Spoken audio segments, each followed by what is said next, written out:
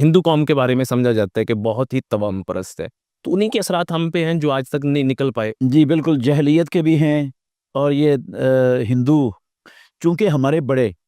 ایک لمبا عرصہ ہندوؤں کے ساتھ رہے ہیں، جی اچھا ان کا توہم پرستی والا نظریہ بھی ہمارے مسلمانوں کے اندر رچا بسا ہوا ہے، اور ان کی بے شمار رسمیں ہیں،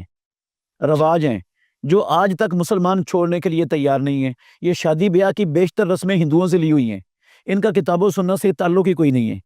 یہ ایک لمبا عرصہ ساتھ رہنے کی یہ لمبا عرصہ ساتھ رہنے کی وجہ سے جو ہے نا وہ اندر آئی ہیں، دین کا علم حاصل نہیں کیا، دین کا شعور اور سمجھ نہیں آیا، عقیدہ کسی نے صحیح معنوں میں پڑھایا ہی نہیں، سمجھایا ہی نہیں عوام الناس کو، انہوں نے سمجھنے کی کوشش ہی نہیں کی۔ تو یہ تو جو توہمات تھے ہندوؤں کے ساتھ، ان کا کلچر، ان کی ثقافت، ان کی تہذیب، ان کی ہر چیز، ان کے رسم و رواج، سب کچھ آج تک ہمارے مسلمانوں کے اندر چل رہا ہے، اور دیندار طبقے کے اندر چل رہا ہے، نمازیوں کے اندر چل رہا ہے، اور اچھا بھلا صحیح عقیدہ رکھنے والوں کے اندر بھی یہ چیزیں چل رہی ہیں۔